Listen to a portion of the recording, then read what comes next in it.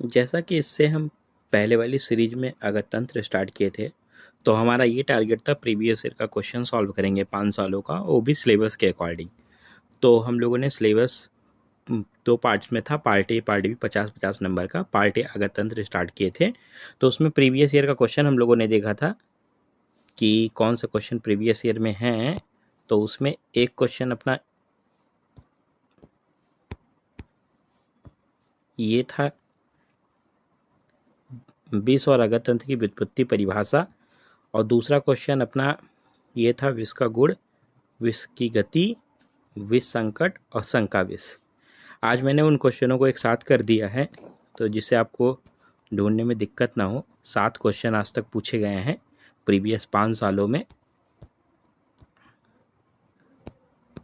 देख लीजिए आप, अगर तंत्र की परिभाषा जो 2019 का क्वेश्चन था, अगर तंत्र की परिभाषा फिर 2021 में था, और विष की परिभाषा निरुक्ति 2021 में था, और बाकी 3 क्वेश्चन थे अपने पास। तो इन तीनों क्वेश्चन का सलूशन आज हम बात कर लेते हैं, और कल के टॉपिक में 2 पॉइंट्स आएंगे। इससे बाद वाले लेक्चर्स में शंका विष, विष के गुण और विष की गति, उसमें बात कर लेंगे। तो बस 2 लेक्चर्स में हमारा टॉपिक नंबर 1 कंप्लीट हो जाएगा। देखो, सबसे पहले हम लोग बात करते हैं अगध तंत्र की। तो देखो, अगध तंत्र जो होता है, पहले देखो नाम देखो, अगध तंत्र। तो अगध तंत्र अगर नाम को अलग कर दिया जाए तो देखो, अगध और तंत्र 2 नामों से बना है। तो आप पहले पेपर में सॉल्व जैसे करेंगे, अगर आता है तो आप लिखेंगे अगध तंत्र 2 शब्दों से मिलके बना है, फिर अलग अलग ऐसे बना देंगे अगध प्लस तंत्र से। फिर दोनों को थोड़ा थोड़ा सा एक्सप्लेन करना है कि अगध क्या होता है। तो अगध देखो, आ प्लस गध से मिला है, तो आ लिख देना और गद लिख देना। अब देखो, गद जो होता है कैसे बना होता है, तो गद की व्युत्पत्ति है, गद धातु में अच प्रत्यय लगा के गद बना होता है। गद की व्युत्पत्ति क्या है? गद धातु में अच प्रत्यय लगा के। अब देखो, इसका अर्थ क्या होता है, तो रोग, पीड़ा या विष। क्या होता है? रोग, पीड़ा या विष। आ क्या है? उपसर्ग है। अब देखो, किसी भी टर्म के आगे अगर आ लग जाए तो समझो वो उसकी बात कर रहा है अब्सेंट होना। अब देखो, यहाँ हमने ये बात क्लियर कर ली कि जो गद होता है इसका अर्थ होता है विष। अब ए लग गया, मान लो अब्सेंट हो गया, तो यहाँ विष क्या है? अब्सेंट है, मतलब विष ना होना। तो अगद मतलब विष ना होना, ठीक है। और देखो, तो ऐसे यहाँ रिलेट करेंगे तो रोग ना होना, पीड़ा ना होना, विष ना होना। तो अगध तंत्र अब हम लोगों को क्लियरली पता चल गया है अगध तंत्र क्या है। तो अगध तंत्र 2 शब्दों से मिलके बना है, अगध प्लस तंत्र, ठीक है। अगध अलग लिखना, तंत्र अलग लिखना। फिर अगध क्या होता है, तो अगध ऐसे बना है आ प्लस गद। आ मतलब किसी चीज को अब्सेंट होना, तो आ एक उपसर्ग है, ठीक है। और गद मतलब होता है, गद धातु कैसे उत्पत्ति हुई है, तो गद धातु में अच प्रत्यय लगाने से उत्पन्न हुआ है। और इसका अर्थ क्या होता है, तो पीड़ा या विष या रोग। और आ लग गया तो आरोग होना या अपीड़ा होना, मतलब ना पीड़ा होना या विष रहित होना, ठीक है। आपको अगध क्लियर होगा। थोड़ा सा और बता देते हैं कि देखिए, अब गद मतलब आपको बता दिया मैंने कि गद मतलब विष होता है, या गद मतलब पीड़ा होता है, गद मतलब रोग होता है। और अगध मतलब आपको क्लियर हो गया, आ लग गया है मतलब ये अब्सेंट हो जाएगा, मतलब इसको निकाल, तो विष का निहरण, निहरण मतलब निकालना या नष्ट करना या ना होना, ठीक है। तो आपको क्लियर हो गया अगध और तंत्र क्या होता है। तो अगध मैंने अभी बता दिया, अब आगे मैं तंत्र क्लियर कर दूंगा। लेकिन अगध में अब किसी को कोई डाउट नहीं होनी चाहिए। अगध क्या है, तो अगध 2 शब्दों से मिलके बना है, अगध प्लस तंत्र। अगध क्या है, तो आ प्लस गद से बना है। गद क्या होता है, तो गद धातु में अच प्रत्यय लगाने से गद बना है। गद का मतलब क्या होता है, तो रोग या पीड़ा या विष होता है। और अगध का मतलब क्या होता है, तो आरोग या अपीड़ा या अविष, ठीक है। या मतलब विष का निवारण या विष को निकालना, नष्ट करना। तंत्र की बात करते हैं। अब देखो, हम लोग जो बुक पढ़ते हैं उसका नाम क्या है, अगध तंत्र। अगध तंत्र,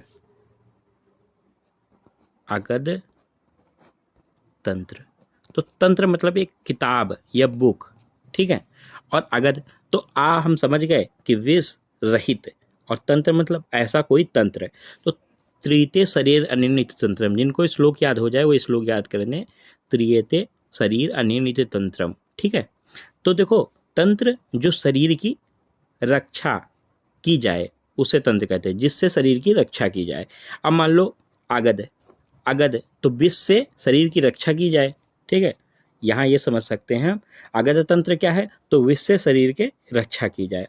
आगत प्लस तंत्र, आगत क्या है, तो गद मतलब विष होता है, आ मतलब विष रहित, और कैसे विष रहित होगा, तो इसके पीछे तंत्र लग जाएगा। तंत्र मतलब एक बुक आएगी, तो वह तंत्र है जिससे शरीर की रक्षा की जाएगी। ये भी आप क्लियर कर लिए कि आगत तंत्र अब आपको बहुत अच्छे समझ में आए। दोनों अगर आप कंबाइन करके जानना चाहें तो देखिए आगत तंत्र क्या होता है, तो आगत तंत्र चिकित्सा शास्त्र में एक शाखा है, एक ब्रांच है। जैसे काय बाल ग्रोह ध्वंग शैल दिशा जरा विषान होता है ना, 8 अंग होता है, अष्टांग होता है, तो उसमें आगत तंत्र क्या है, चिकित्सा शास्त्र की एक शाखा है, जिसमें क्या होता है, प्राणी के मन प्लस देह, मनोदेहिक मतलब मन और देह, मन और देह में जो विष से रक्षा कर आरोग्य प्रदान करता है। मैंने अभी आपको क्लियर कर दिया था, आगत तंत्र मतलब विष की चिकित्सा करना, ये विष से रक्षा करना। तो अभी आपने तंत्र की समझ लिया था कि तंत्र क्या होता है, शरीर को रक्षा करने के लिए होता है। तो जिससे विष से रक्षा की जाए या आरोग्य प्रदान की जाए, तो पूरा एक बार में अगर बताना चाहें तो आगत तंत्र चिकित्सा शास्त्र की वह शाखा है जिससे प्राणी के मन प्लस देह में जो विष से रक्षा की जाती है, उसी को आरोग्य प्रदान किया जाता है, उसी को आगत तंत्र कहते हैं। ठीक है, तो आपने आगत तंत्र क्लियर कर लिया। अब हम लोग जो टॉपिक क्लियर करना था, एक विष भी पढ़ना था, क्योंकि हम लोगों को 2 ही टॉपिक क्लियर इसमें करना था, एक आगत तंत्र और एक विष। इनकी व्युत्पत्ति और इन्हीं की परिभाषा की बात करनी थी। अब देखो विष पे आ जाओ, तो विष की व्युत्पत्ति क्या है, तो विष में विष धातु में का प्रत्यय, जैसे आगत धातु में मैंने अच प्रत्यय बताया था, ऐसे विष धातु में का प्रत्यय लगाने से विष उत्पन्न हुआ है। अब इसका अर्थ क्या होता है, तो घेरना, छा जाना अथवा व्याप्त हो जाना या फैलना। मतलब किसी चीज को कहीं पे विष क्या होता है, विष आप पे क्या करेगा, हावी हो जाता है, मतलब आप में व्याप्त हो जाता है, आपको घेर लेता है, आपके ऊपर छा जाता है, आपके अंदर व्याप्त हो जाता है, आपके अंदर फैल जाता है। तो ये सारी चीज़ें आप रिलेट करके रखिए और बाकी 1-2 बार पढ़ लीजिए। विष मतलब क्या होता है, घेरना, छा जाना, व्याप्त हो जाना या फैलना। तो दूसरा आपने विष जाना। अब देखो इसका जो अर्थ है, जो शरीर में जाकर शीघ्रता से व्याप्त हो जाए। व्याप्त हो जाना मतलब जो शरीर में जाकर शीघ्रता से व्याप्त हो जाए। निरुक्ति देखो, विषम उच्यते विषनाद हेतु, जिनको श्लोक याद हो जाए वो याद कर लें, या फिर विषाद उत्पन्न करे उसे विष कहते हैं। जो शरीर में क्या करे, विषाद उत्पन्न करे उसे हम विष कहते हैं। ठीक है, अब देखो हम लोगों ने आगत थोड़ा सा जाना था और थोड़ा सा आगत तंत्र जाना, थोड़ा सा विष जाना। अब देखो आगत तंत्र का दूसरी बात हम लोगों ने व्युत्पत्ति दोनों की क्लियर कर ली कि आगत की क्या व्युत्पत्ति होती है आगत तंत्र की, और दूसरी विष की क्या होती है। अब दोनों की परिभाषा भी हमको पढ़नी थी, तो पहले आगत तंत्र की परिभाषा पढ़ लेते हैं। देखो आगत तंत्र नाम सर्प कीटा लूता मूषक आज 10 विज्ञानार्थम विविध विध संयोगो उपशमनार्थम च, सुश्रुत सूत्र 1/14 का श्लोक है। ठीक है, आगत तंत्र नाम, देखो आगत तंत्र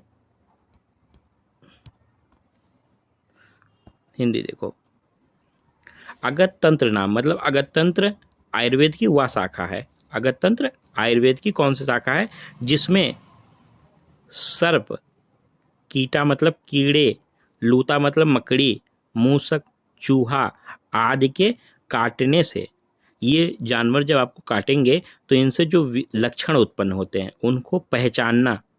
ठीक है, और दूसरी बात देखो विभिन्न प्रकार के, देखो जब क्लासिफिकेशन आप विष के पढ़ेंगे तो आप देखेंगे वहाँ स्वाभाविक होता है, कृत्रिम होता है और संयोगज विष होता है।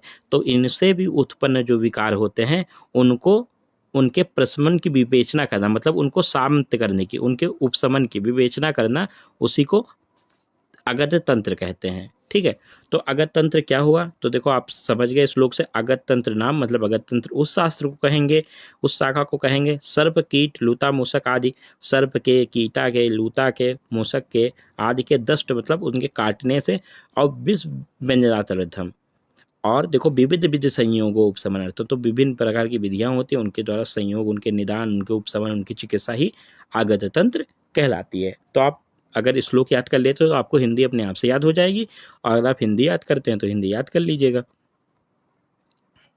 अब देखो जैसे आगत तंत्र जाने, तो आगत तंत्र के थोड़े बहुत हम लोग पर्याय जान लेते हैं।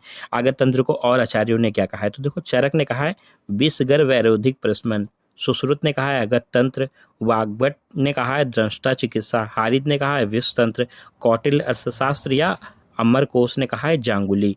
तो ये सब ध्यान रखने की चीज़ है। अगर आप लिखते हैं पेपर में तो बहुत अच्छा इंप्रेशन पड़ेगा, अगर आप नहीं लिखते हैं तो कोई दिक्कत नहीं है। तो हम लोगों ने क्लियर किया। अब देखो दूसरी बात पे हम लोगों का आता है विष। जैसे अगत तंत्र हम लोग पढ़ लिए, अब विष पढ़ लेते हैं। तो देखो विष क्या है, विष की परिभाषा।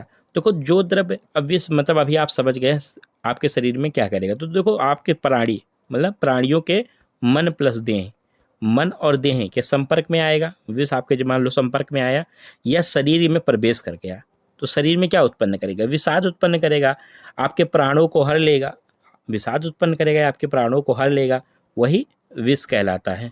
तो आप ये परिभाषा याद कर लें। या सुश्रुत ने क्या कहा है, तो सुश्रुत ने कहा है विषाद उत्पन्न करने के कारण उसे विष कहा जाता है। जो विषाद उत्पन्न करे उसे विष कहते हैं।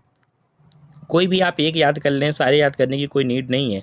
जिसे देखकर सभी प्राणी विशेषकर विषादग्रस्त या खिन्न हो जाते हैं उसे विष कहते हैं। ये आचार्य चरक का मत है।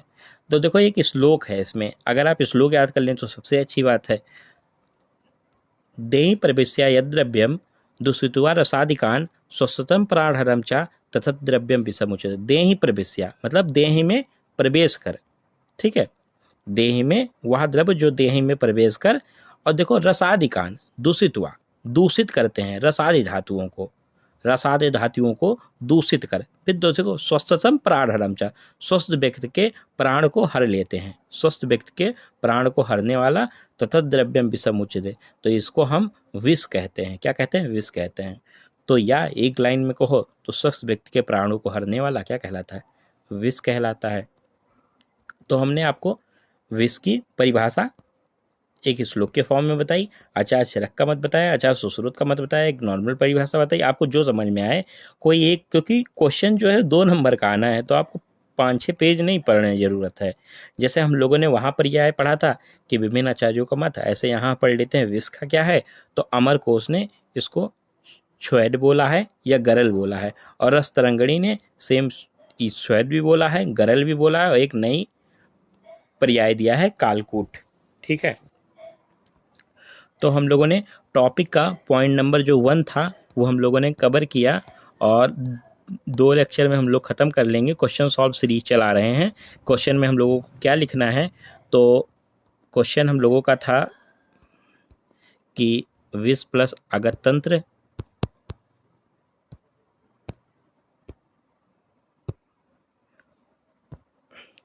विष और अगत तंत्र की व्युत्पत्ति और परिभाषा। तो ये हम लोगों के ख़त्म हुआ, और मैंने प्रीवियस ईयर के 7 क्वेश्चन हमारे पास थे। तो 7 क्वेश्चनों में कौन से थे, 3 क्वेश्चन जो थे यही थे। तो देखो 2 नंबर का था, यहाँ भी 15 नंबर का क्वेश्चन है, बट सब में बांटा जाए तो 5 नंबर या 2 नंबर का मान सकते हैं।